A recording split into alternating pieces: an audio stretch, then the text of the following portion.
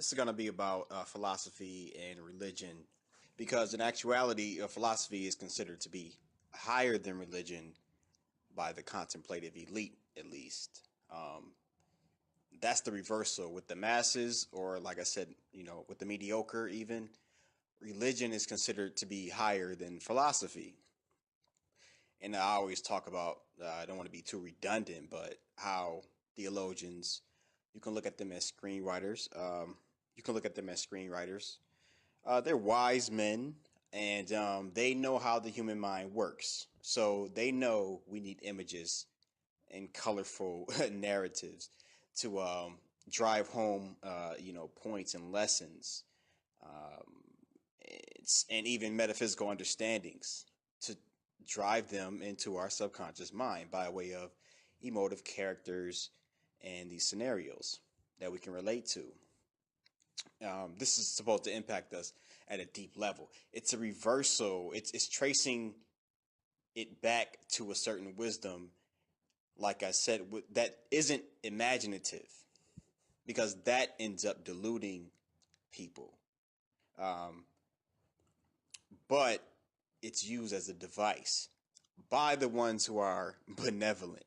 Now, the ones who are malevolent, like a lot of the atheists say, because I say at least half of these guys are just bullshitting with the minds of the public.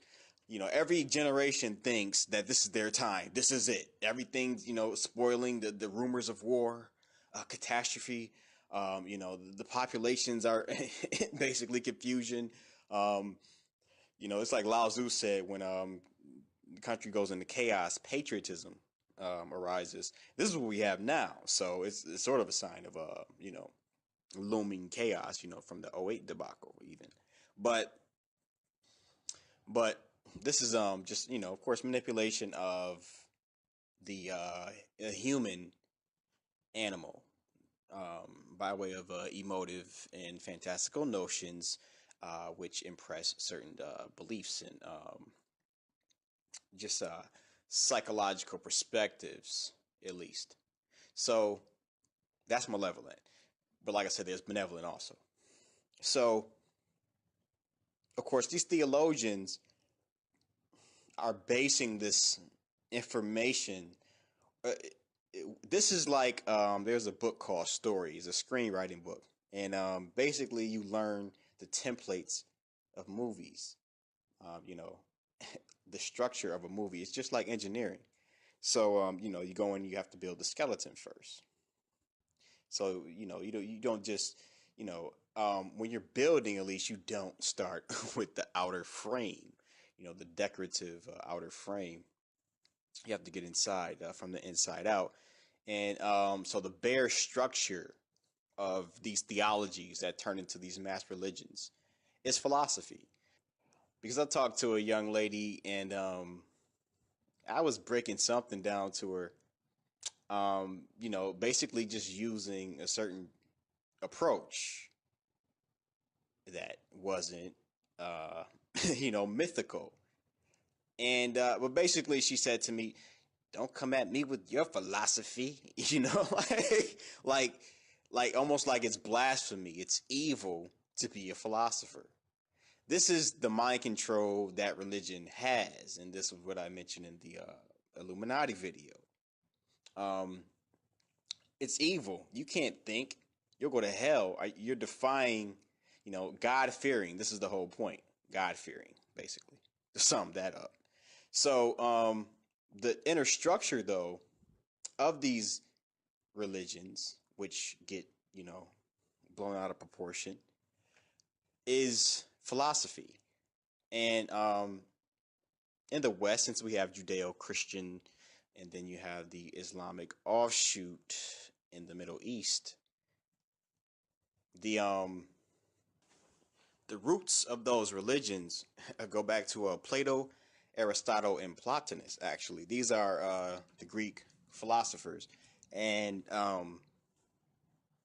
actually, their work, their inspiration can be traced back to the ancient Indian Brahmins, who can actually be traced back to the ancient Egyptians, the Cometians.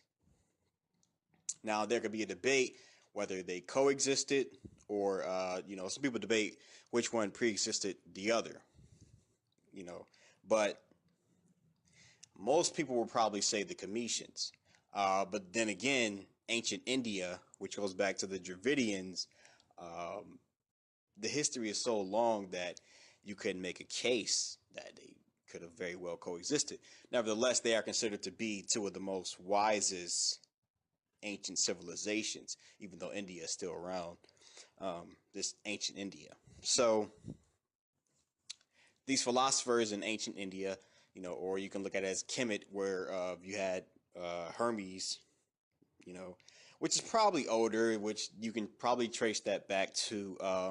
We hear these stories about Atlantis and Lemuria, but basically, what is the basic understanding of those uh, those philosophies? What is the Atlantean versus the Lemurian? You should look at these more like certain schools of thought, even. But whatever. So let's just say ancient Kemet, ancient India. Those philosophers of those ancient civilizations actually laid a framework on which the theologians built their structures called religions and theologies. Now, before getting to the fact that is it good or bad, the point is that these are individuals with their individual flavors, biases, capacities, talents. There is talent in theology. That's why I always call them screenwriters, to drive home the point. But the bottom line is you have to remember that these are individual people. They're not necessarily so much as chosen,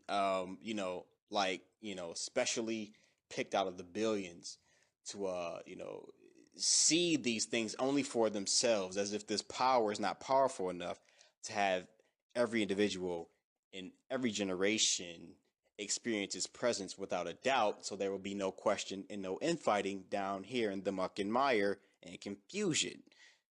If he's so powerful, he could do this. Why restrict it to one man? That's dumb. That's stupid. So, this God would actually be stupid. Like, don't you understand that you gave your man animals and woman animals limited minds and intellects? They are confused. So use your power, your omnipresence, just mental voices. Like everybody should be, in sync with this, just as understanding, right? If it really existed, right?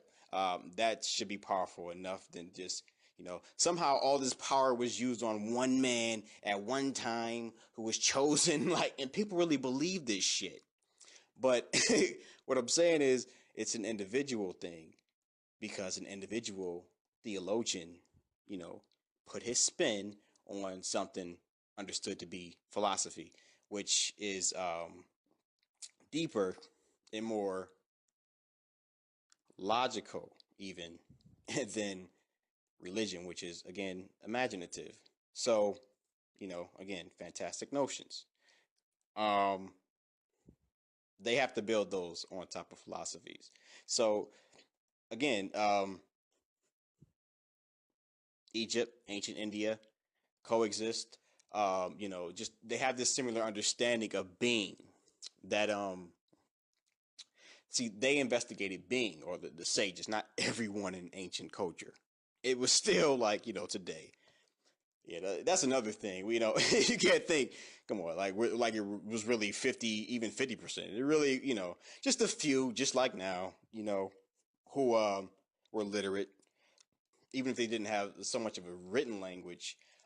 They were just, what you could call educated. And it's like Aristotle said, or Plato, one of the two. He said, I think it was Aristotle. He said, the educated differ from the uneducated as much as the living from the dead.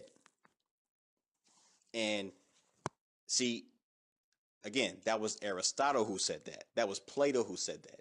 So if you look into these guys' philosophies, you don't get what you get in mass religion based on the delusions, biases, preferences, even narcissism, these megalomania, visions, dreamlike visions, yes, of these individuals, which are not universal truths. So, whatever. Nevertheless, it's built on philosophy. And again, like Aristotle said, the educated differ from the uneducated as much as the living from the dead. Well, what does he mean? Well, the dead are the people in the mass religions, like 3 times twice removed from the wisdom that they think they are seeking. But like I said, it really becomes it's just this, self-validating, self-relieving, a passionate attachment to myths, fantasies, and just characters. This is the survival assistant. So that would be considered uneducated, and that would be considered to be dead. Just in this sense. And let's say the educated are living in the highest sense, really. But we can reverse that, really. But in the real esoteric understanding. But because damn consciousness, this whole conscious movement, it's unconscious. Or just to say like they always tell you no thought, even in enlightenment, they tell you these things. Like, I'm not making this shit up. This is what they tell you. I mean, be like a dead man, don't think, basically. A lot of people getting into those studies, they try it, stop your thoughts. That's unconscious, nearly, versus being just as conscious. Like everybody talking about consciousness, really. If you want to get deep, it's really unconscious. So Aristotle, pointed that out, and I bring him up again to say, well, if he said that, it's only because he was part of the, since religion is 3 times removed, I would say that the philosophy is once removed from the ultimate truth. So it'll be philosophy, theology, religion. And it degrades by the time it gets to religion. And it's, because there you have, 3 steps, 2 steps even. So Plato and Aristotle and these guys had the philosophy, of course, like I said, by way of the ancient sages, basically. And this internal structure is what you get with Platonism and with Neoplatonism, basically. And then you get some of Aristotle's spiritual philosophy. But the point is to understand that, as I mentioned in the previous video, there is a foundation to these religions. So you don't necessarily have to be just a hardcore like these scientism people, just throw everything out. Like some people, there's just Bible is absolute shit. Wipe your ass with it. Or, I mean, come on, don't play yourself. There's no way, grown men sat around and wrote all those words, with no impetus from some type of valuable source, not necessarily the ultimate truth, but a valuable source at least. I mean, just given the subject matter and the length that they go to to explain these things. I mean, it's like I said, talent and its intelligence is very wise. So no disrespect on that angle, but like I said, there's a malevolent side and a benevolent side. But it would still be twice removed, let's say, and religion being thrice removed, degraded. So when you get to philosophy, you get, like I said, the inner structure of what all these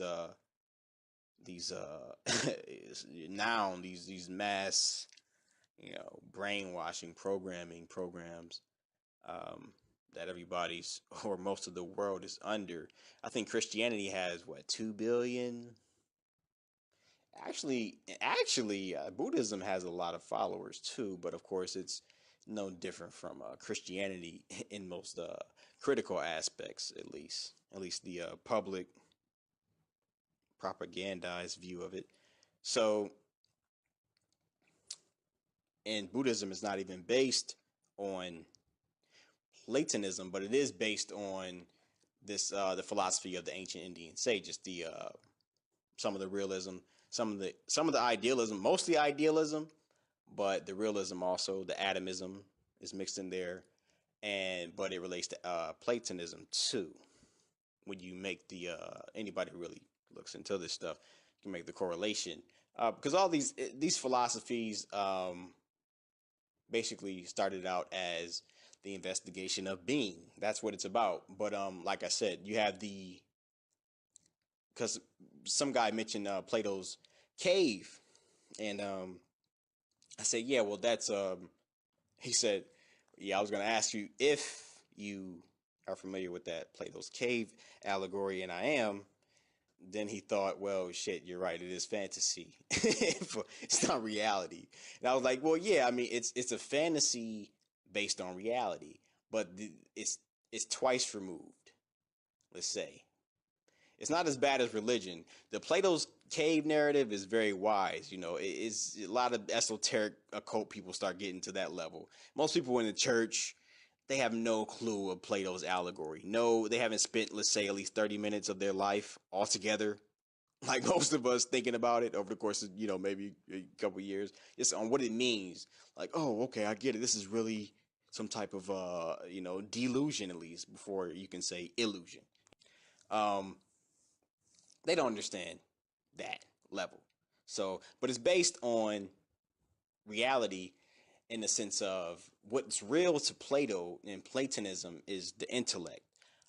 They see it as the mind, the intellect, and the reason that especially some humans have, um, to a greater degree. This has its source in something higher, something he called it good, the absolute, the good, the unity, and just becoming aware, even just silently aware of what's being deduced here is transforming. This is transformative, and like I said, this is once removed from the ultimate truth, so it's closer than religion.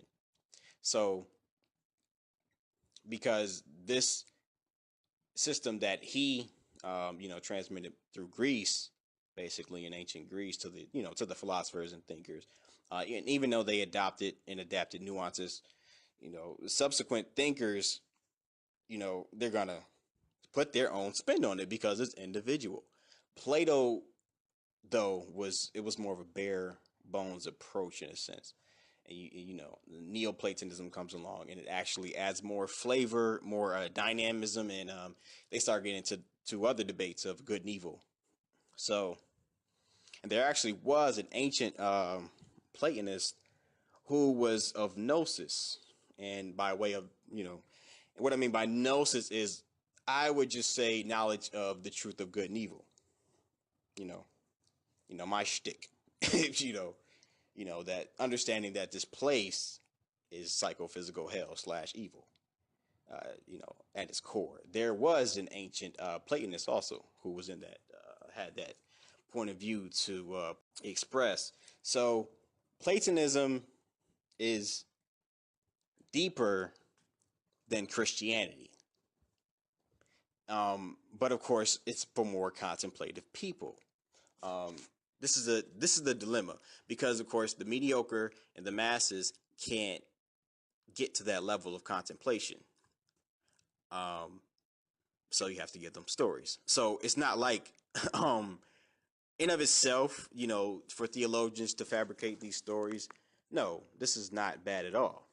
This is, it's necessary, but it backfires because really it only proves my POV. Basically, I think this shit is beyond saving. I mean, damned if you do, damned if you don't.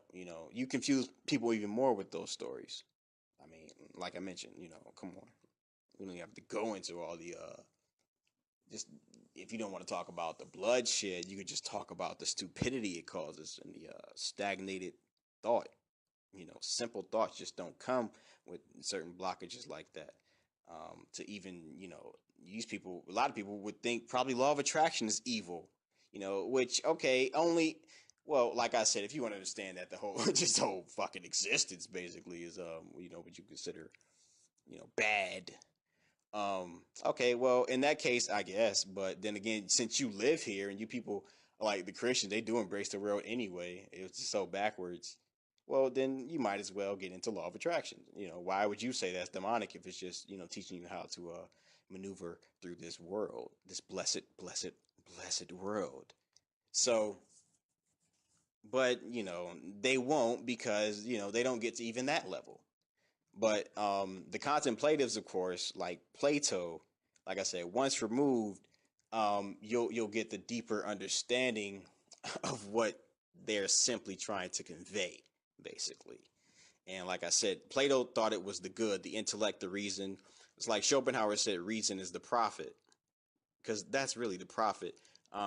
Reason actually can arouse certain energies in you too when you come to certain conclusions at a deep level, when you really ponder them. It can. It's very transformative. Like I mentioned in the other video. Like I said, it's more transformative than necessarily these comic book, these flip book, uh, you know, narratives that you get. Um, it's just for them to be honest, they would have to admit that these are allegories. So before I read this, I want you guys to know that these are allegories and you should look for the lesson. All right? This really didn't happen. Or even if it did, doesn't fucking matter to you. What matters is what allegorical meaning can you derive from this. But then again, you still have these people sitting in the pews every Sunday. I was 7 years old questioning this shit. But of course, they say you're rare. You got to give people a chance. So yeah, again, so you got to tell them stories, and they get confused. and most people don't want to know the truth anyway. How I would say the truth. Yeah, right. So it's lesser. It's gonna be lesser, and it's gonna be manipulative, and the psychopaths will become those mega preachers also because it's manipulative. So, but of course it is. It's thrice removed from is the great man is already gonna not only distort something before he degrades it, just by default, everybody's gonna distort the story. Like that's natural. It happens every day. An accident, a crime, three different stories. Where is the truth?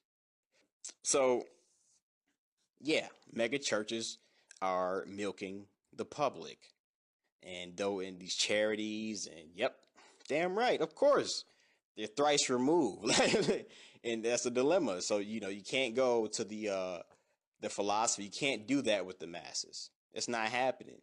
Um, So it's just a mess. I mean, basically. But anyway, so all this stuff again, it's rooted in a philosophy like Platonism, Aristotelian philosophy, and Plotinus, Neoplatonism. So if you look into it, you'll see that there were Islamic scholars who studied Neoplatonism, and these theologians who adapted theologies onto this structure of thought. So this structure again, it's based on the premise that reasoning the mind is related to the soul, which is related to the good, divine, absolute. Neoplatonism changed it to absolute because I guess it was more neutral. It's more philosophically neutral. So because the good, like I wouldn't agree unless it was a form of dualism. He's stating that mind is from an opposite realm, the dualism, like Manny. Mind would be the lights, or intellect would be the light, and the material realm could be the darkness. Then he could say, well, the mind is good, but he's actually in a certain a form of monism. He's even a form of monism, um, where it's a unity. So to say the good, this is an emanation of the good, I wouldn't agree with. And I don't think Plotinus he didn't either. Plotinus let it be known. I think Plato was being, he was just being sort of apologetic. I mean, you never know, but that had to be changed by Neoplatonism. So anyway, the absolute. But what they're saying is that it's still a unity. There's no dualism like Manichaean dualism would say that the light is from a whole entirely different realm from the dark, which is matter, nature. So nature itself is an evil, dark realm.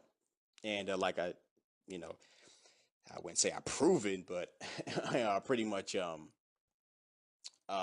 made clear enough to an honest mind that you need to at least question what you consider to be mother and good nature. So that this is darkness. This is what dualism's Manny's system of dualism says in Manny's theology. So of course Plato's goodness, so Plotinus said, okay, absolute. So this absolute, again, under this unity, which is not Manny's dualism, this it failed in a sense, and became this.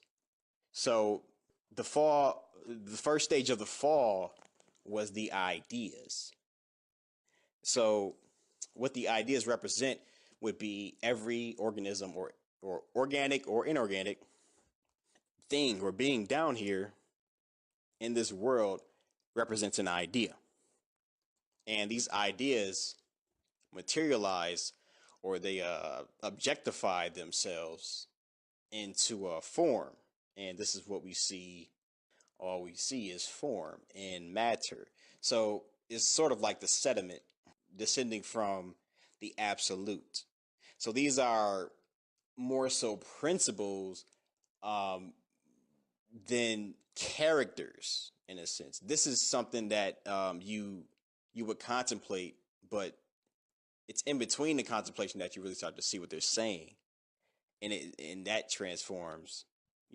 Again, that's the wisdom seed that religion has basically corrupted, destroyed, and GMO'd and cloned.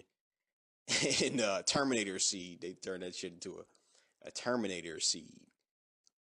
So, but these ideas objectify themselves by way of a will.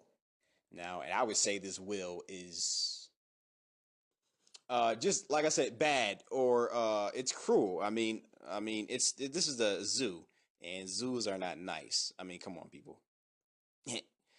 Information age, time to get off the bullshit. For the people who are really trying to, go to a more mature level, this is the way you go. Just because it's, it's more truthful. You don't look as stupid. You don't look as deluded. When you get higher and higher, the higher and higher you get and being honest and truthful about this existence, the more you start to look at people with the chuckle. And that's part of the being free of the world too. So again, this is for the few. But this Platonism, which Neoplatonism adapted into a more dynamic system, again, is based on a descent, sort of. So this thought, this absolute one, let's say, unified thought of non-thought, at some point in time, and actually that's not true because time came after it. So this is, of course, this is one of the philosophical riddles too. How can the timeless become time or drop into time? How did this fucking happen? Because timelessness is basically, infinity. So how can you trap infinity? How can infinity fall? Falling measures a line of time. So, because time exists in the mind, or some people say the mind exists in time, or, is the foundation of the mind time, or is the mind the foundation of time? They're probably one and the same, but then you have space and matter. So we have an extension of our bodies and all these objects within space. So this is space-time matter. So, but they're saying that this absolute fail, meaning this, now you could see it as a will, a rebellious will. And this is where you get the whole devil kicked out of heaven thing. So this is how you relate this to Platonism. See, this is the devil being kicked out of heaven. This will that manifests here in the meat world, in the meat world, the man animal zoo, with all the other animals and the beautiful butterflies and beautiful women. That too. So yeah, this is all a part of it. but these are ideas. These ideas in themselves, they're not material yet. They're still ideas. So the the depth of this is to see that if you look at a crowd, if you look at a family, you could see them as representing one idea in a sense. So even when you know these are certain practices you could do. These actually increase your wisdom basically. But as you see, like imagine the birth and death of multiple generations or whatever, but try to see the idea um, standing still despite all the birth and death or the constant flux and change of coming and going. There's still this idea that's more real. Just that idea, not Jesus Christ walking, talking about some bread, and actually riding on a donkey. Like, how many people can you really teach? I mean, think about this. This is stupid, right? It's another stupid story. So one man in the desert somewhere is expected to change the fucking world. Damn, God, that is a stupid plan. Don't you understand the weaknesses and just the different languages alone would sort of make this plan a failure from the start, unless you gave them the power to go kill everybody and make them believe this shit. So that's stupid anyway. But that's because it's not real. It's based on, it's a theology, it's a comic book narrative, a flip book, with meaning, with deep meaning, even metaphysical, not just mundane, how do you treat your neighbor type shit, which nobody really fucking obeys. Really. I mean, even if you talk about neighboring countries, but this is stupid, right? Okay, so that's because it's not real. So Platonism is closer to real. Like I said, these ideas, like you could see a family or let's say a cat, a certain breed of cat. Um, you see the same type of cats that that walk the street, maybe a stray cat, um, over the course of let's say 100 years. The same type of cat walking through, let's say the same city. Um, is that the same cat? Now of course it's not the same cat, but is it the same cat? So there must be an idea, and this idea is more real than the manifestation in the material objectification that happens within space-time mind. So that's a truth that again you can correlate to, like I said, devils being kicked out of heaven, sent here to earth. That's sort of how that would relate, but that would be again the fall into these ideas. Because they mentioned in Gnostic texts also how just how this they call it nous even, but in the logos, but how did it manifest into material form? And this is in the Kalipov in the back of the Kabbalah, the flip side. How did this materialize into such basically a wretched form, very limited, very narrow, very despicable even form if you really think about it. But how did this idea was the problem?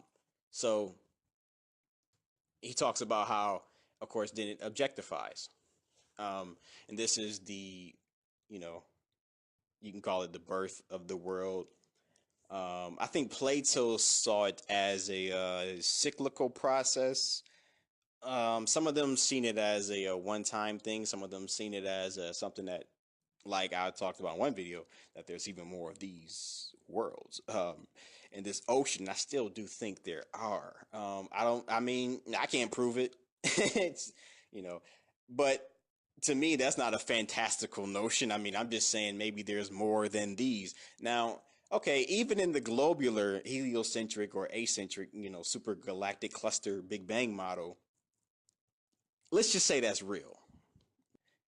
This is not even a true hypothesis, but let's just say that's real. If that's real, then, and I know that stars are suns, because a lot of people, let's just say again, this shit is not real, but a lot of people don't understand that in their model that they believe other stars are actually suns with planets as a given. So if there's 400 billion stars, then there's billions and billions and fucking trillions of planets, right?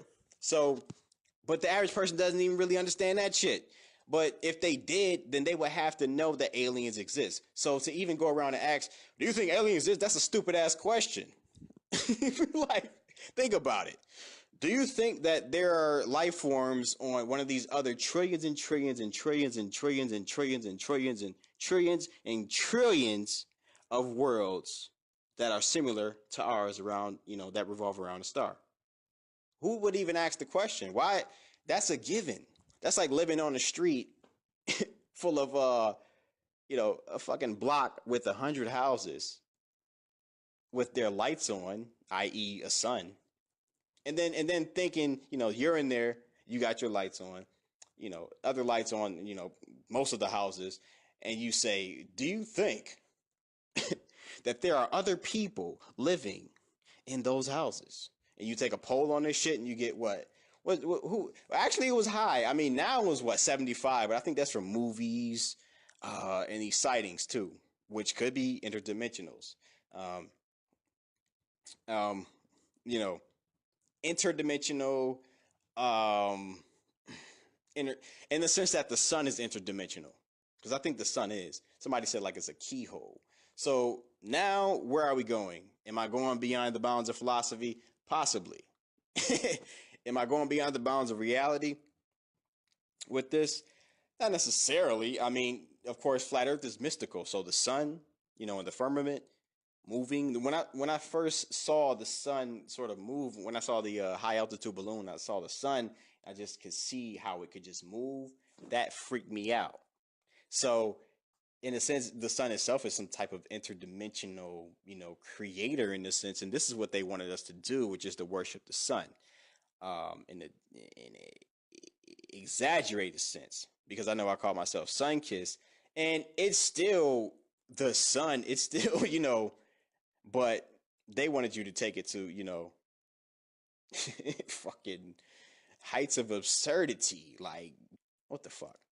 But anyway, people believe, more so than before. So I think it was 75. I don't know. I don't feel like looking this shit up.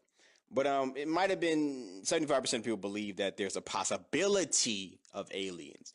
But but it should be 99% of people know, based on reason, that there are aliens right now around those billions and billions and trillions and trillions and trillions and billions and gazillions of stars. Who would doubt that? Nobody. Okay, so that's not the case, though. The case is that we're in some type of dome or bubble.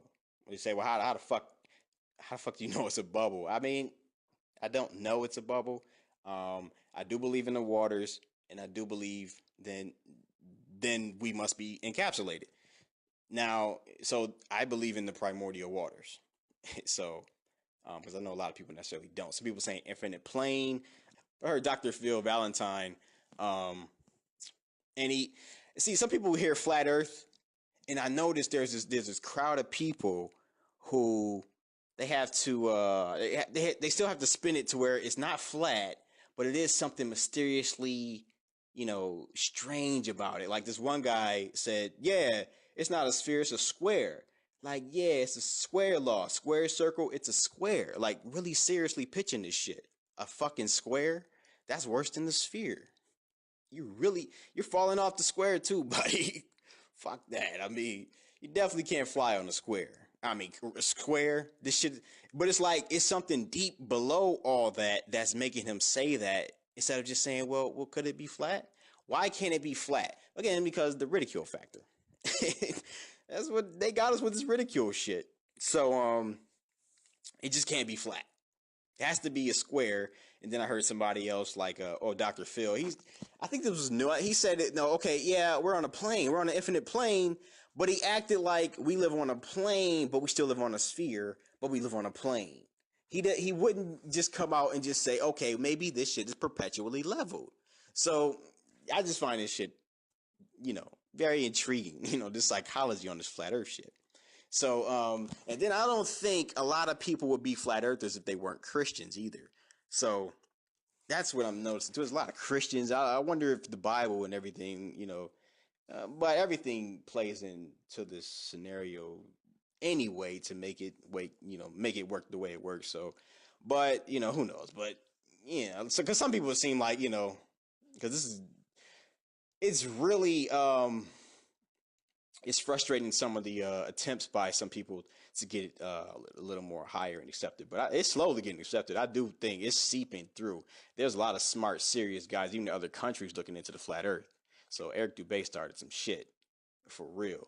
So maybe a decade you'll see it pop around, but it's not going anywhere in flat Earth. I don't think it's going anywhere. That doesn't mean I think hold your breath, but so but it can't be flat for these people. So it's a square, it's an infinite plane, but then he gets all hyper sci-fi and like just starts bullshitting. So I'm like, damn, dude, why can't it be flat? Like everyone in the ancient times, as you should know, if you're educated in a cult, you understand they knew the world was flat. Babylonian, Sumerian, Mayan, Aztec, Egyptian, on and on and on. So it's flat. And so, yeah, anyway, it's encapsulated for sure. If there's waters, I believe there's waters. Everybody really concedes waters. I think Rob Skiba does. Eric Dubé doesn't. I think a lot of guys want the snow plane thing, and that snow plane shit is horrifying. That's actually the first thought I had when I saw it. The high altitude balloon that I put on that science or psychology video. In my mind, I just saw the darkness, and I said, "Well, damn!" Because once you realize that horizontal line is perpetually horizontal, that's when it hits you, because you've been trained. That's not. It's a curve, really. Like I said, these mind fucked. So it's flat, and I think the waters are real, and I think these waters must be abyssal, like just the ancient philosophers and contemplators, the guys who meditated on these type of things. They said it was abyssal. So if the waters are abyssal, there may be more of these. So these world systems, there could be. I don't know, but there could be. But now that's even more strange than the space. I mean, the space was alone. All this shit is strange. I remember, I used to always think how haphazard this world, like I would just imagine, okay, so we're sitting we're just floating in space. This is just not good. like like if you really think about it, like how is this even, like some rogue moon could just fucking shoot out of his orbit trajectory or whatever, getting hit by a fucking planet-sized asteroid, knock the shit out of. I mean, all of these things should have already happened by now. Like they say, if it can go wrong, it can. This shit wouldn't even be here. What about asteroid belts? I mean, just all kinds of shit.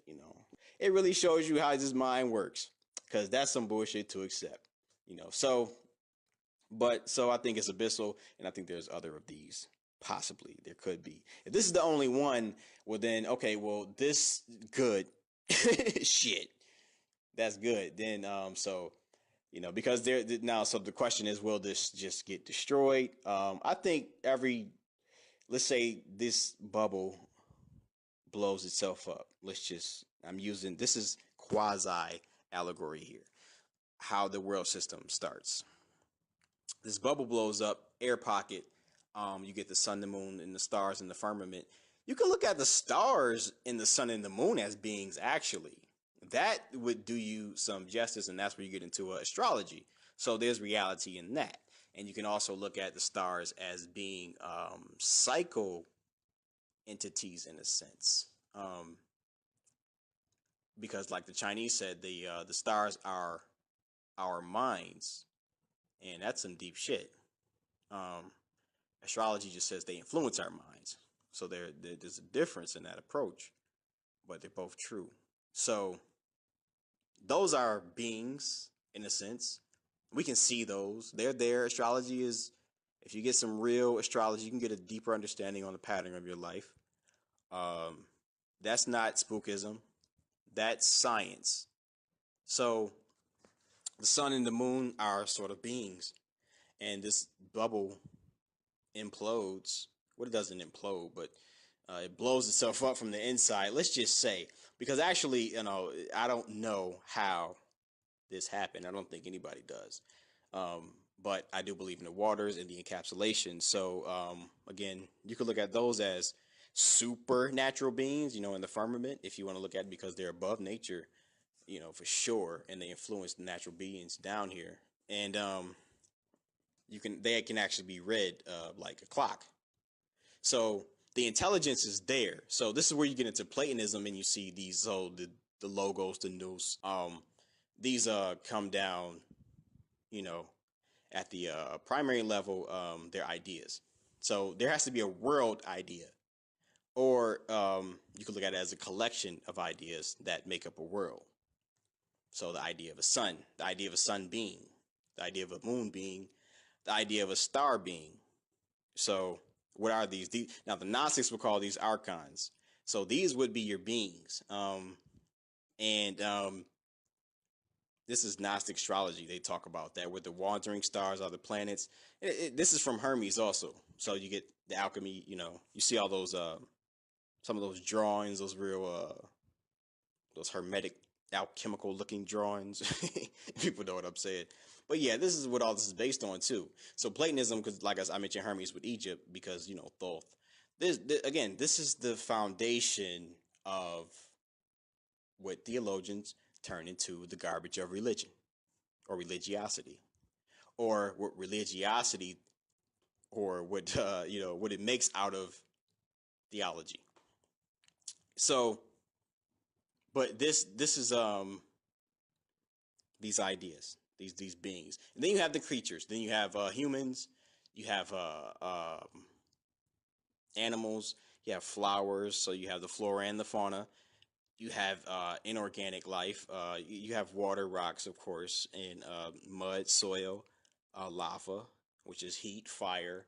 And that's one of the key components, because the sun is fire. So we have the water, fire, air, earth, action going on. And, the Captain Planet, uh, Dragon Ball Z, but the elements. So, these are ideas. The elements are ideas, which you can get into atomism, and they start at the atom. This is where you can get into atomism.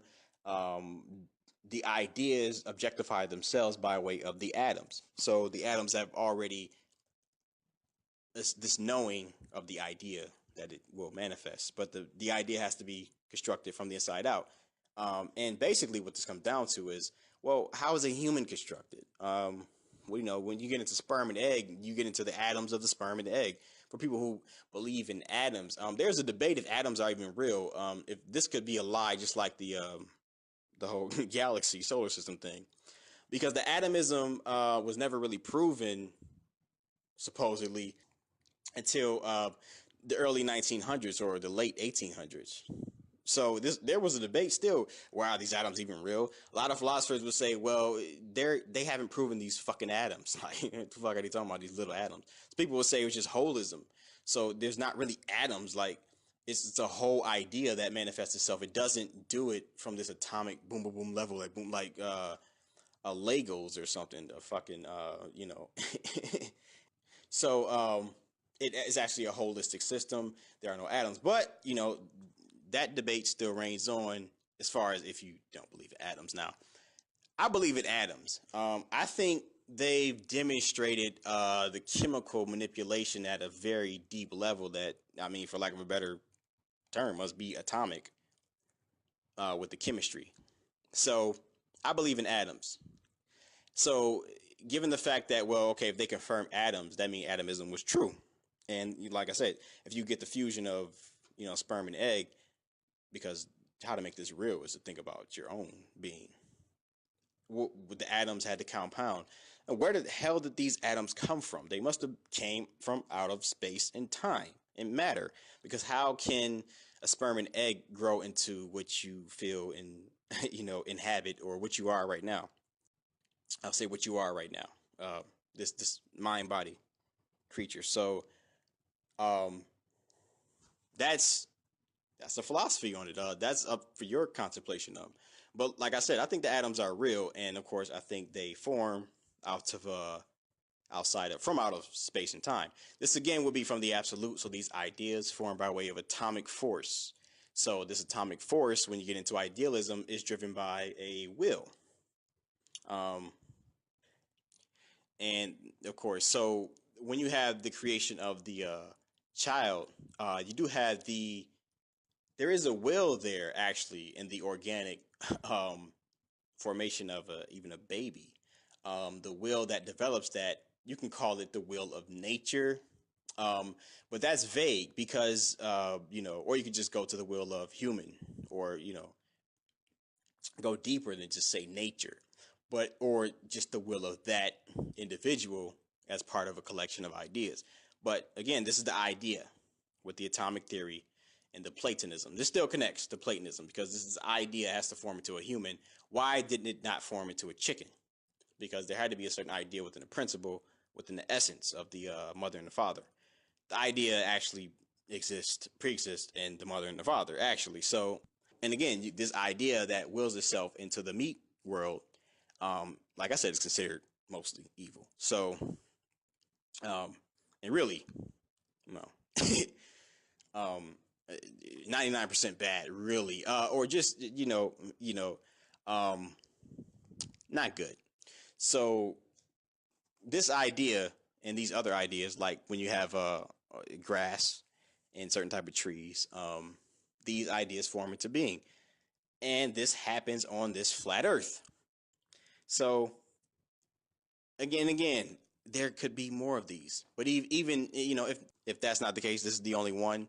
Well, then again, it has much significance, and it would mean that, well, at least if this is the only one and this is the only creation that's gonna dissolve or whatever, whenever, how long, it might be millions and millions and millions and millions of years. Uh, who knows? But then, well, I guess that would be it. So this is what Platonism goes into, and with the Plotinus, the philosophy is what I'm saying. Okay, so this is basically exposition of the inner workings or the backbone, the skeleton. Actually, well, the atoms, really, the atoms of religion, not what you see as this form that has been going through all these distortions and biases. So when the Gnostics, or the early Gnostic writers, they they saw the concept of a demiurgos. Demiurgos was the nous, the energy that created this world. But again, Plato ascribed to it good, or he himself felt it to be neutral. So who knows what he meant? I don't think he was that naive. So, but he called the craftsman, the intelligence, the world making intelligence, is called demiurgos, the craftsman, by Plato. This is where the Gnostics or the early Gnostic philosophers and theologians get demiurge. And when it gets into the hands of the Gnostics, demiurge becomes a negative term. Demiurge. It sounds demonic already, right? But Plato didn't necessarily mean that. But then again, there's a debate too, because he might have, because he said, I think it was Aristotle or Plato said that nature is not divine; she's a demon. But then some people say, well, but he didn't mean demon. Demon means your higher self. So, and then the Christians spun demon into be spooky. So then there's that debate too. But nevertheless, he said demiurgos was the craftsman, and these Gnostic philosophers who came along, and these Gnostic theologians, borrowed that term and used it to say, yes, the craftsman of the material realm is evil. He is basically he's not a demiurge, is a neutral term. Demiurge just means craftsman. So, but he's an evil craftsman. So the demiurge becomes the evil creator of this world, and is anthropomorphized and again caricaturized by a lot of sects as an actual personal evil creator god. So like a devil somewhere, maybe outside of space time, who points his intention in certain places at certain times. Now that defies the logic of being a world-making intelligence, because, come on, there's there's grass growing, there's grass dying, there's certain flowers growing, budding right now. There's certain creatures being born and dying. To tend to all this, you could not be a limited mind. So like a human-like mind, limited by time. You would have to be timeless, which means you don't have thoughts in that sense. So it's not an intellect. You could say it's an intelligence, but it's not intellect. It's not. And this is what, of course, atheists know. I mean, come on, personal God, that's silly. Like, it wouldn't even make sense. Like, and like Jesus coming back down. Like, yeah, right. Like the militaries of the world would blast him out of the sky. Like, what this shit? What? And he's coming back with a sword. Oh, he would be a dead motherfucker. Like, I mean, that's not gonna work. So, come on, because it's not real. So, yeah, they would just say craftsman evil. But some people would say, or interpret it as this is a personal god. Um, and this is where the confusion comes in. Now, what is it? It's an evil principle. But it's already manifested. I mean, once it manifests as this world, then you see the objectification of it. These ideas. So these ideas will be seen as being evil. Basically, is what I'm saying by a Gnostic philosopher.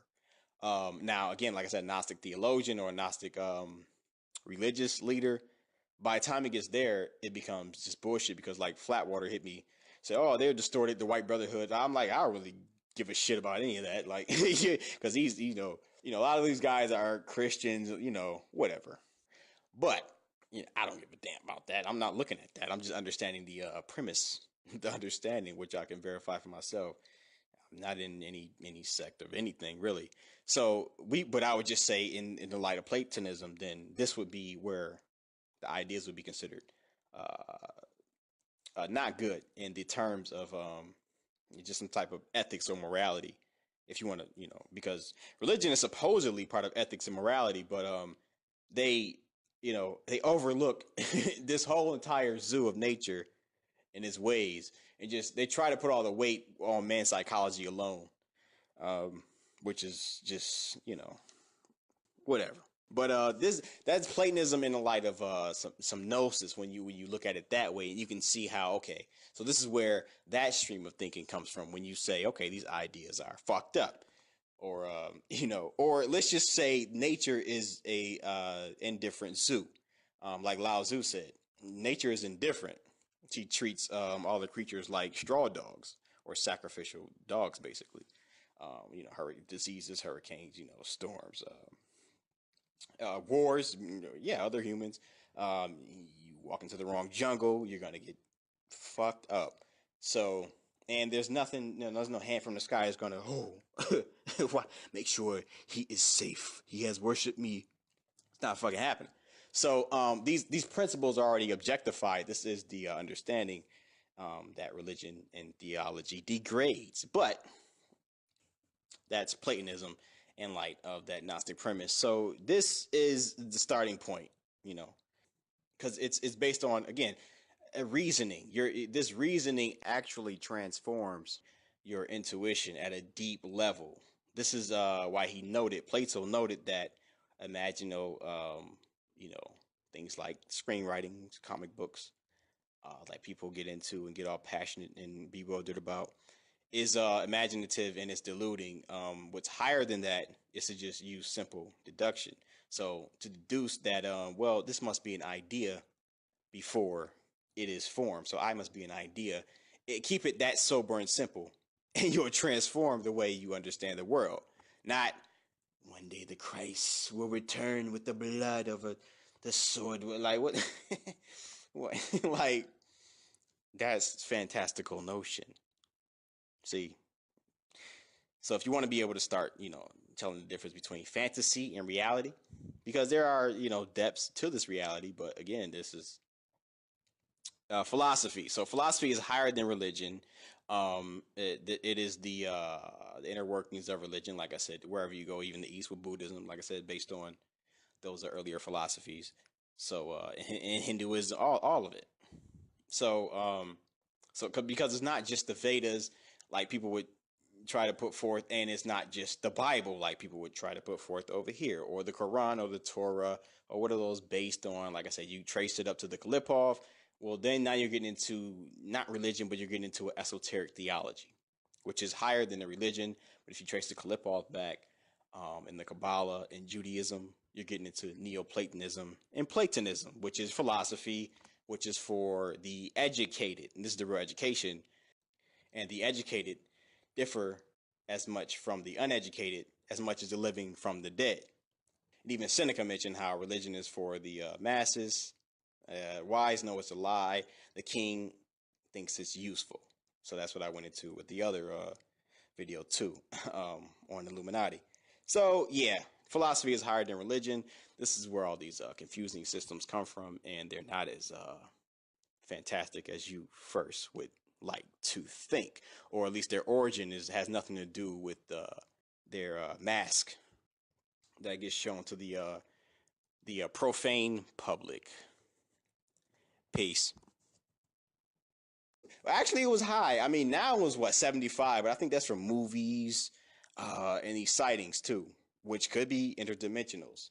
Um, um, you know, interdimensional, um, in the sense that the sun is interdimensional, because I think the sun is. Somebody said like it's a keyhole. So now, where are we going? Am I going beyond the bounds of philosophy? Possibly.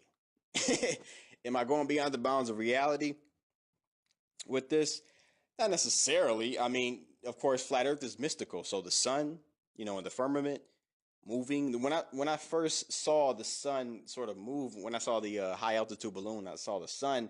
I just could see how it could just move. That freaked me out. So, in a sense, the sun itself is some type of interdimensional, creator in a sense, and this is what they wanted us to do, which is to worship the sun, in a exaggerated sense, because I know I call myself sun kiss, and it's still the sun. It's still, but they wanted you to take it to, fucking heights of absurdity. Like, what the fuck? But anyway, people believe, more so than before. So I think it was what, 75? I don't know. I don't feel like looking this shit up. But it might have been 75% of people believe that there's a possibility of aliens. But but it should be 99% of people know, based on reason, that there are aliens right now around those billions and billions and trillions and trillions and trillions and billions and gazillions of stars. Who would doubt that? Nobody. Okay, so that's not the case, though. The case is that we're in some type of dome or bubble. You say, well, how the fuck do you know it's a bubble? I mean, I don't know it's a bubble. I do believe in the waters, and I do believe then we must be encapsulated. Now, so I believe in the primordial waters. So, because I know a lot of people necessarily don't. Some people saying infinite plane. I heard Dr. Phil Valentine, and some people hear flat Earth, and I noticed there's this crowd of people who they have to they still have to spin it to where it's not flat, but it is something mysteriously, strange about it. Like this one guy said, yeah, it's not a sphere, it's a square. Like, yeah, it's a square law. Square circle, it's a square. Like, really seriously pitching this shit. A fucking square? That's worse than the sphere. You're falling off the square too, buddy. Fuck that. I mean, you definitely, because I think the sun is. Somebody said like it's a keyhole. So now, where are we going? Am I going beyond the bounds of philosophy? Possibly. Am I going beyond the bounds of reality with this? Not necessarily. I mean, of course, flat Earth is mystical. So the sun, in the firmament, moving. When I first saw the sun sort of move, when I saw the high altitude balloon, I saw the sun. I just could see how it could just move. That freaked me out. So in a sense, the sun itself is some type of interdimensional, creator in a sense, and this is what they wanted us to do, which is to worship the sun, in a exaggerated sense, because I know I call myself sun kiss, and it's still the sun. It's still, but they wanted you to take it to, fucking heights of absurdity. Like, what the fuck? But anyway, people believe, more so than before. So I think it was what, 75. I don't know. I don't feel like looking this shit up. But it might have been 75% of people believe that there's a possibility of aliens. But but it should be 99% of people know, based on reason, that there are aliens right now around those billions and billions and trillions and trillions and billions and gazillions of stars. Who would doubt that? Nobody. Okay. So that's not the case, though. The case is that we're in some type of dome or bubble. You say, well, how the fuck do you know it's a bubble? I mean, I don't know it's a bubble. I do believe in the waters, and I do believe then we must be encapsulated. Now, so I believe in the primordial waters. So, because I know a lot of people necessarily don't. Some people saying infinite plane. I heard Dr. Phil Valentine, and he see some people hear flat Earth, and I noticed there's this crowd of people who they have to they still have to spin it to where it's not flat, but it is something mysteriously, strange about it. Like this one guy said, yeah, it's not a sphere, it's a square. Like, yeah, it's a square law. Square circle, it's a square. Like, really seriously pitching this shit. A fucking square? That's worse than the sphere. You're falling off the square too, buddy. Fuck that. I mean, you definitely can't fly on a square.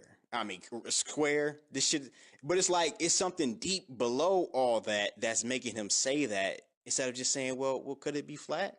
Why can't it be flat? Again, because the ridicule factor. That's what they got us with, this ridicule shit. So, it just came Platonists. Actually, these are the Greek philosophers, and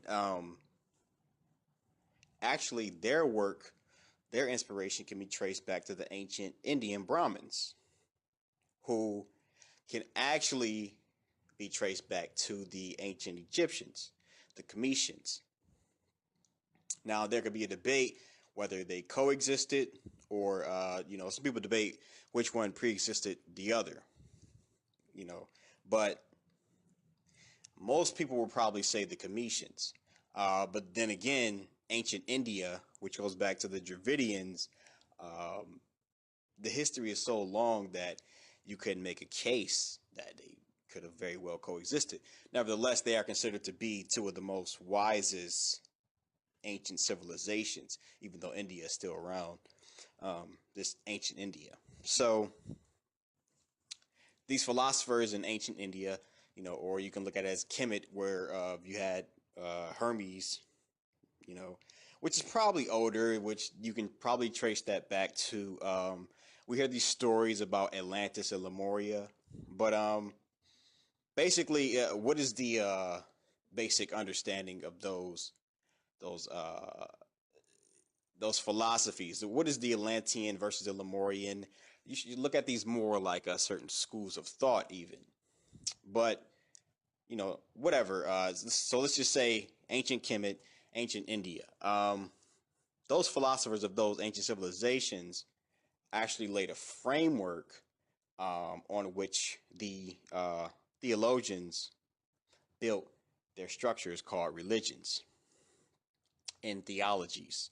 Now, before getting to the fact that is it good or bad, the point is that these are individuals with their individual flavors, biases, capacities, talents. There is talent in theology. That's why I always call them screenwriters, to drive home the point. But the bottom line is you have to remember that these are individual people. They're not necessarily so much as chosen, especially picked out of the billions to see these things only for themselves, as if this power is not powerful enough to have every individual in every generation experience its presence without a doubt, so there will be no question and no infighting down here in the muck and mire and confusion. If he's so powerful, he could do this. Why restrict it to one man? That's dumb. That's stupid. So, this guy, I mean, damned if you do, damned if you don't. You confuse people even more with those stories. I mean, like I mentioned, come on. We don't have to go into all the, just, if you don't want to talk about the bloodshed, you could just talk about the stupidity it causes and the stagnated thought. Simple thoughts just don't come with certain blockages like that.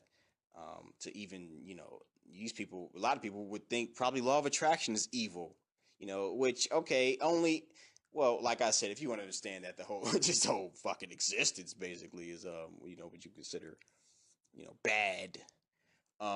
Okay, well, in that case, I guess, but then again, since you live here and you people, like the Christians, they do embrace the world anyway. It's just so backwards. Well, then you might as well get into law of attraction. Why would you say that's demonic if it's just, teaching you how to maneuver through this world, this blessed, blessed, blessed world? So, but, they won't because, they don't get to even that level.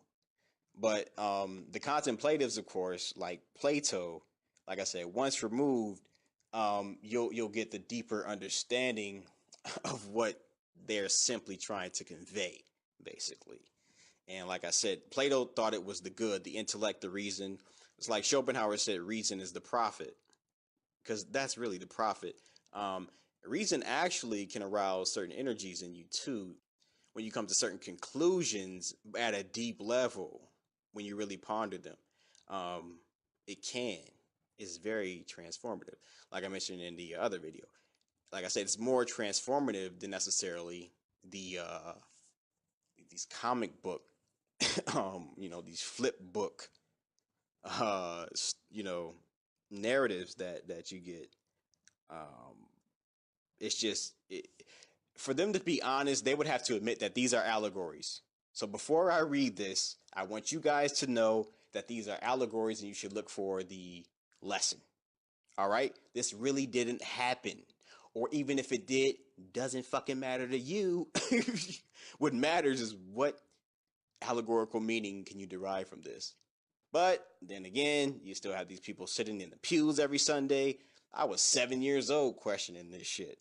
But of course, they say you're rare, you got to give people a chance. So yeah, again, so you got to tell them stories and they get confused. and most people don't want to know the truth anyway, how I would say the truth. Yeah, right. So it's lesser. It's going to be lesser and it's going to be manipulative. And the psychopaths will become those mega preachers also because it's manipulative. There's no way, grown men sat around and wrote all those words, with no impetus from some type of, valuable source. Not necessarily the ultimate truth, but a valuable source at least. I mean, just given the subject matter and the length that they go to to explain these things. I mean, it's like I said, talent and its intelligence is very wise. So no disrespect on that angle, but like I said, there's a malevolent side and a benevolent side. But it would still be twice removed, let's say, and religion being thrice removed, degraded. So when you get to philosophy, you get, like I said, the inner structure of what all these noun these mass brainwashing programming programs that everybody's or most of the world is under. I think Christianity has 2 billion. Actually, Buddhism has a lot of followers too, but of course it's no different from Christianity in most critical aspects, at least the public propagandized view of it. So And Buddhism is not even based on Platonism, but it is based on this the philosophy of the ancient Indian sages, the some of the realism, some of the idealism, mostly idealism, but the realism also, the atomism is mixed in there, and but it relates to Platonism too. When you make the anybody who really looks into this stuff, you can make the correlation because all these philosophies basically started out as the investigation of being. That's what it's about. But like I said, you have the because some guy mentioned Plato's cave, and I said, yeah, well, that's he said, yeah, I was going to ask you if you are familiar with that Plato's cave allegory, and I am. Then he thought, well, shit, you're right, it is fantasy. It's not reality. And I was like, well, yeah, I mean, it's a fantasy based on reality, but it's twice removed, let's say. It's not as bad as religion. The Plato's cave narrative is very wise. You know, it's a lot of esoteric occult people start getting to that level. Most people in the church, they have no clue of Plato's allegory. No, they haven't spent, let's say, at least 30 minutes of their life altogether, like most of us, thinking about it over the course of, maybe a couple of years. Just on what it this is Gnostic astrology. They talk about that with the wandering stars are the planets. This is from Hermes also. So you get the alchemy, you see all those some of those drawings, those real those hermetic alchemical looking drawings. People know what I'm saying. But yeah, this is what all this is based on too. So Platonism, because like I mentioned Hermes with Egypt, because Thoth. This is the foundation of what theologians turn into the garbage of religion or religiosity, or what religiosity, or what what it makes out of theology. So, but this is these ideas, these beings, and then you have the creatures. Then you have humans. You have animals. You have flowers. So you have the flora and the fauna. You have inorganic life. You have water, rocks, of course, and mud, soil, lava, which is heat, fire. And that's one of the key components because the sun is fire. So we have the water, fire, air, earth, action going on. And, the Captain Planet, uh, Dragon Ball Z, but the elements. So, these are ideas. The elements are ideas, which you can get into atomism, and they start at the atom. This is where you can get into atomism. The ideas objectify themselves by way of the atoms. So the atoms have already this knowing of the idea that it will manifest, but the idea has to be constructed from the inside out. And basically, what this comes down to is, well, how is a human constructed? When you get into sperm and egg, you get into the atoms of the sperm and the egg. For people who believe in atoms, there's a debate if atoms are even real. If this could be a lie, just like the whole galaxy solar system thing, because the atomism was never really proven, supposedly, until the early 1900s or the late 1800s.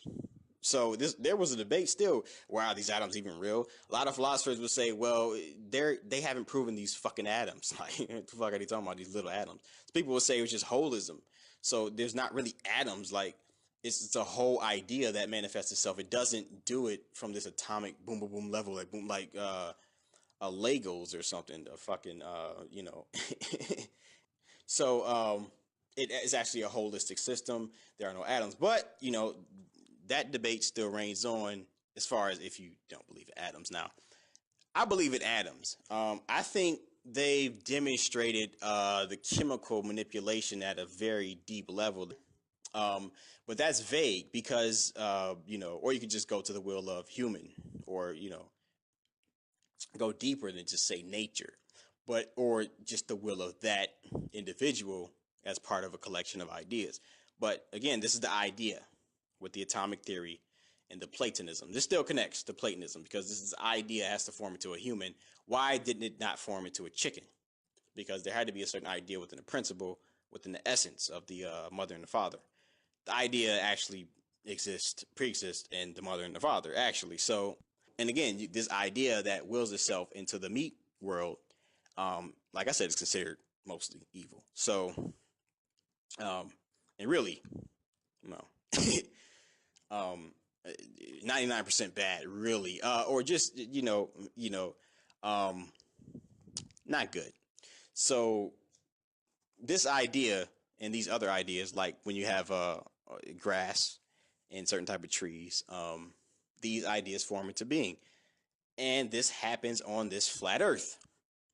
So again, there could be more of these, but even if that's not the case, this is the only one.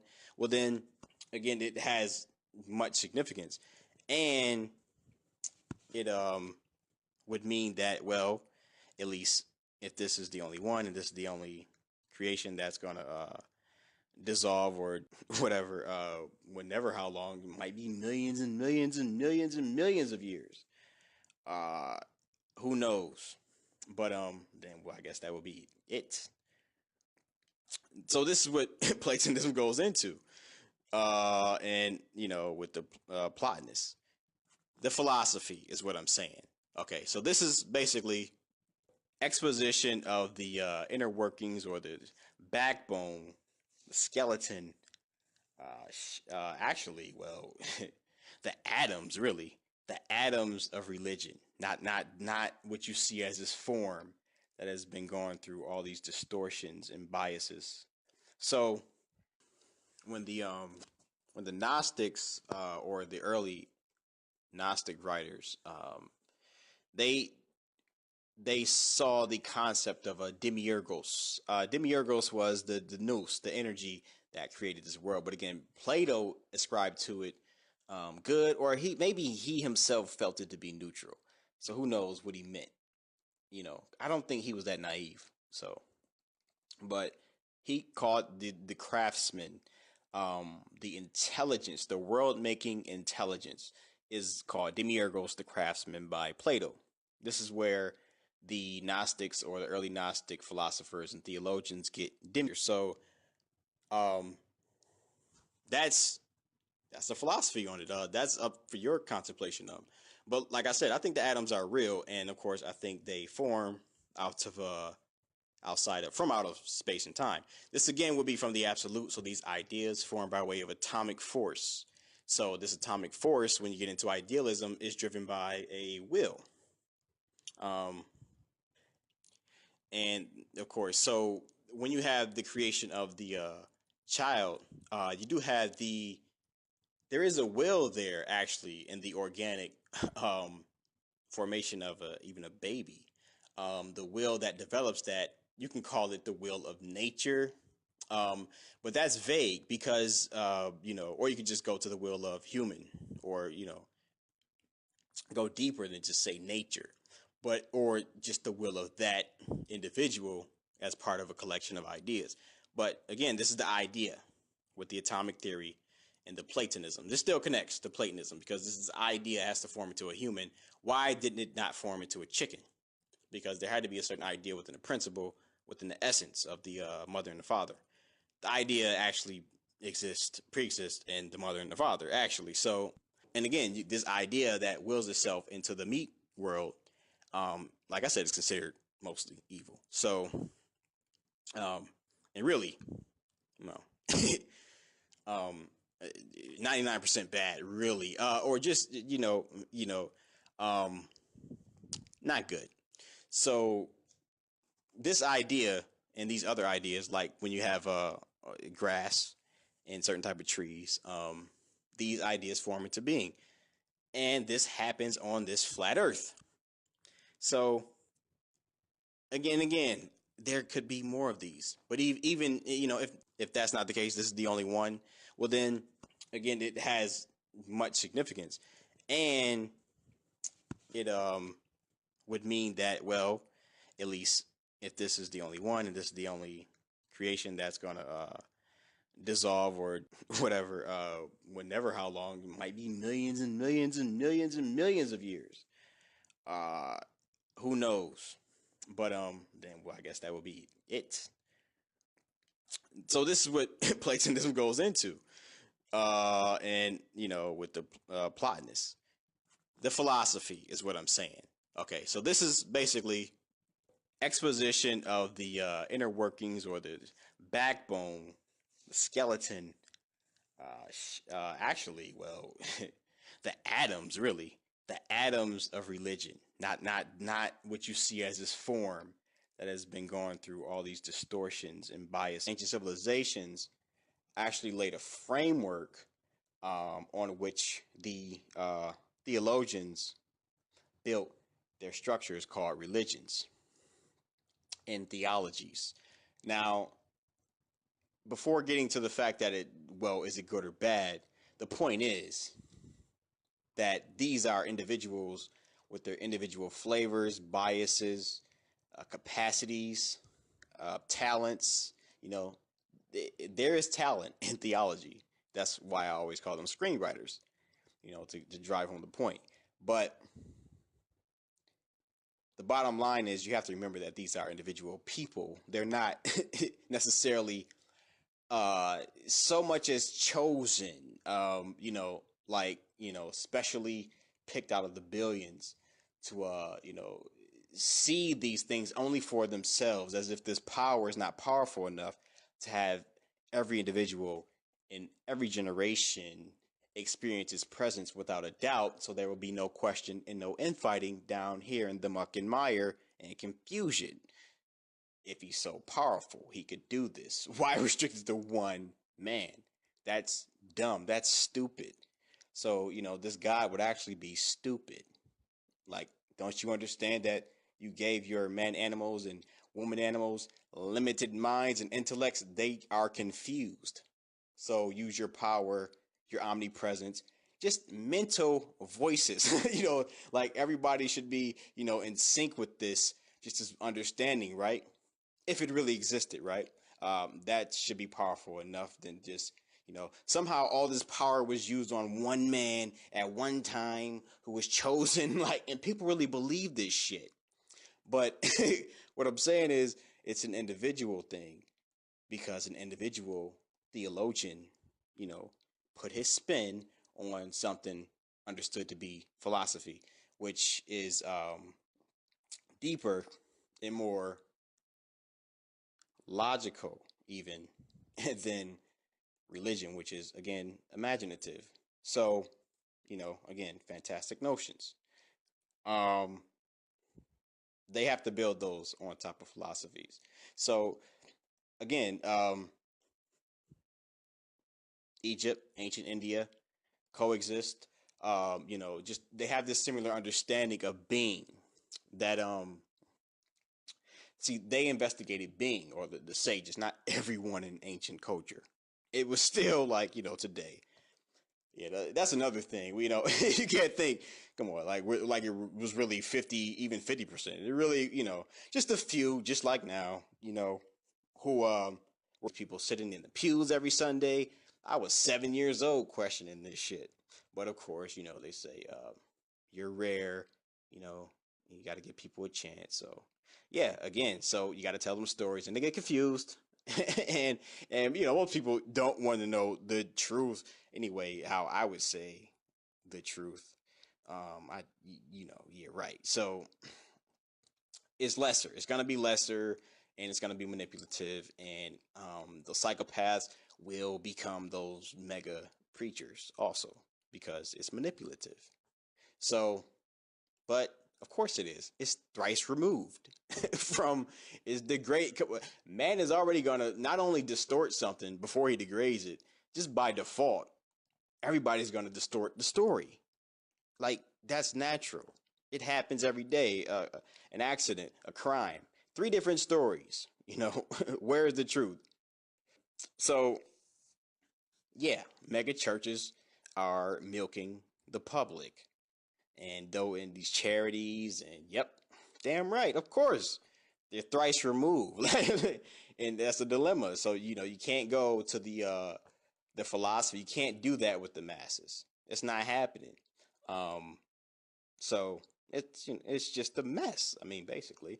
But anyway, So this all this stuff again, it's rooted in a philosophy like Platonism, Aristotelian philosophy, and Plotinus, Neoplatonism. So if you look into it, you'll see that there were Islamic scholars who studied Neoplatonism and these theologians who adapted theologies onto this structure of thought. So this structure again, it's based on the premise that reasoning, the mind, is related to the soul, which is related to the good, divine, absolute. Neoplatonism changed it to absolute because I guess it was more neutral. It's more philosophically neutral. So because the good, like I wouldn't agree unless it was a form of dualism. He's stating that mind is from an opposite realm, the dualism, like Manny. Mind would be the lights, or intellect would be the light, and the material realm could be the darkness. Then he could say, well, the mind is good, but he's actually in a certain a form of monism. He's even a form of monism, um, where it's a unity. So to say the good, this is an emanation of the good. I wouldn't agree with, and I don't think Plotinus he didn't either. Plotinus let it be known. I think Plato was being, he was just being sort of apologetic. I mean, you never know. But the premise that reasoning, the mind, is related to the soul, which is related to the good, divine, absolute. Neoplatonism changed it to absolute because I guess it was more neutral. It's more philosophically neutral. So because the good, like I wouldn't agree unless it was a form of dualism. He's stating that mind is from an opposite realm, the dualism, like Manny. Mind would be the lights, or intellect would be the light, and the material realm could be the darkness. Then he could say, well, the mind is good, but he's actually in a certain a form of monism. He's even a form of monism, um, where it's a unity. So to say the good, this is an emanation of the good. I wouldn't agree with, and I don't think Plotinus he didn't either. Plotinus let it be known. I think Plato was being, he was just being sort of apologetic. I mean, you never know, but that had to be changed by Neoplatonism. So anyway, the absolute. But what they're saying is that it's still a unity. There's no dualism like Manichaean dualism would say that the light is from a whole entirely different realm from the dark, which is matter, nature. So nature itself is an evil, dark realm, and you know, I wouldn't say I proven, but I pretty much made clear enough to an honest mind that you need to at least question what you consider to be mother and good nature.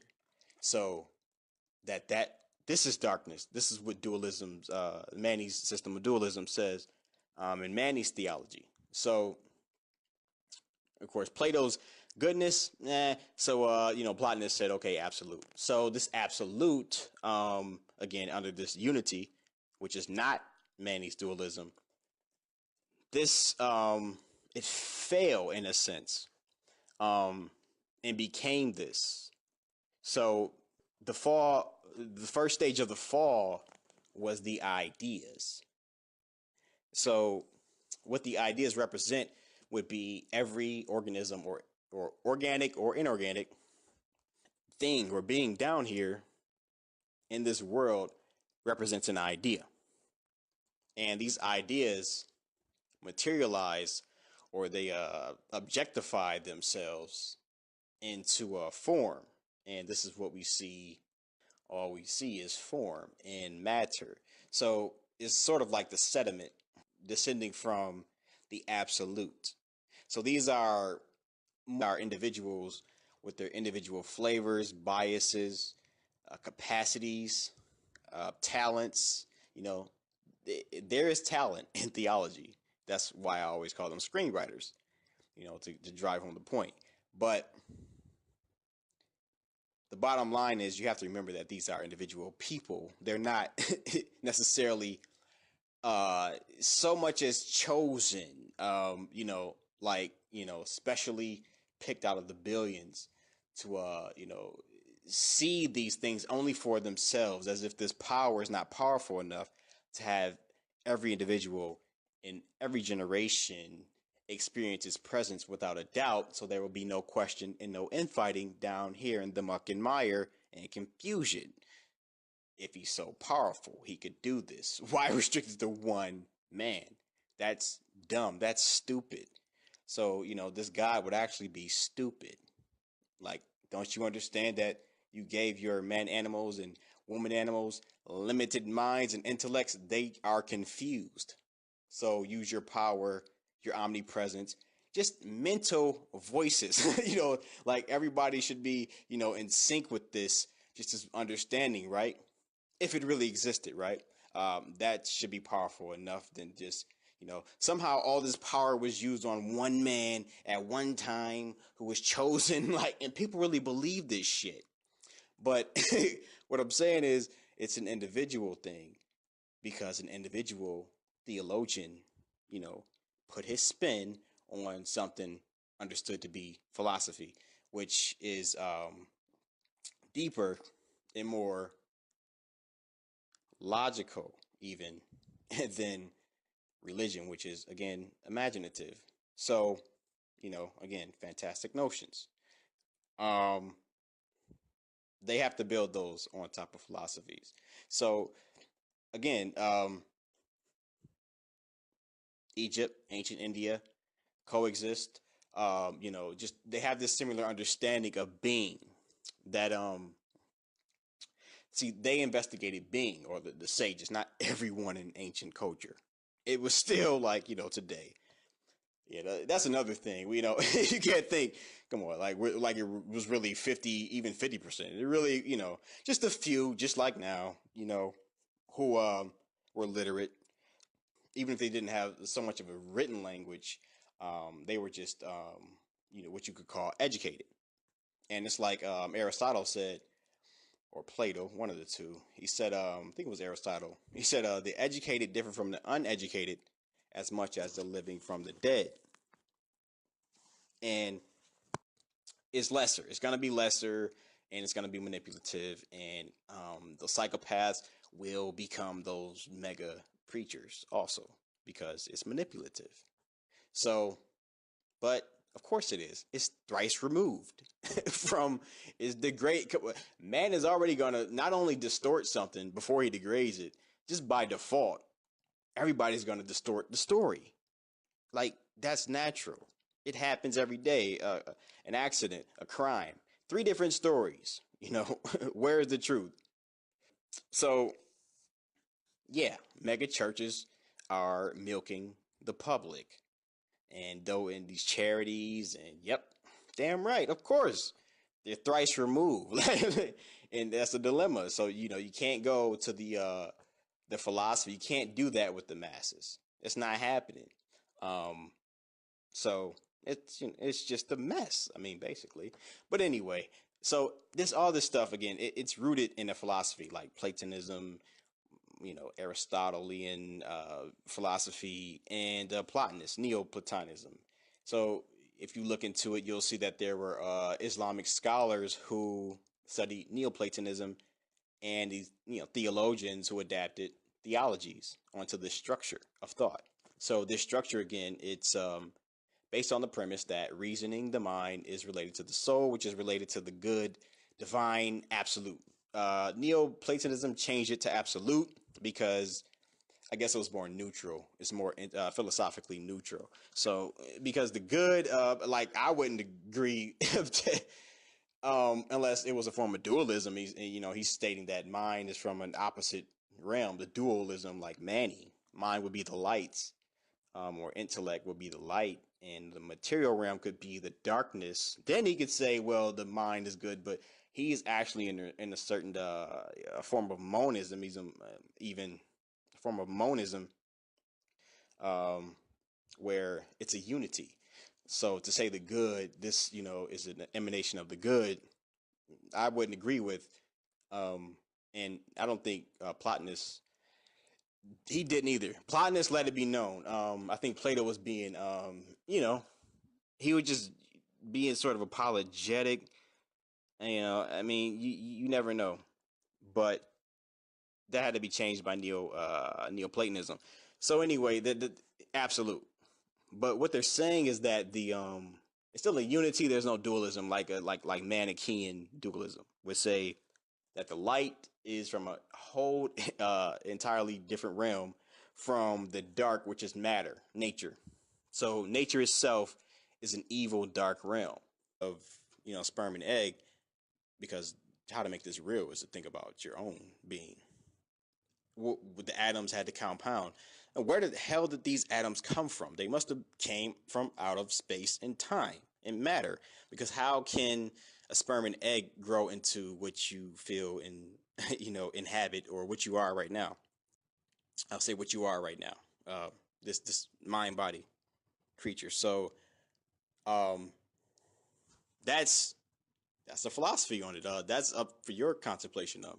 But like I said, I think the atoms are real, and of course, I think they form out of out of space and time.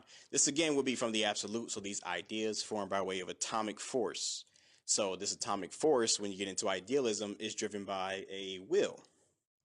Um, and of course, so when you have the creation of the child, you do have there is a will there actually in the organic um, formation of even a baby.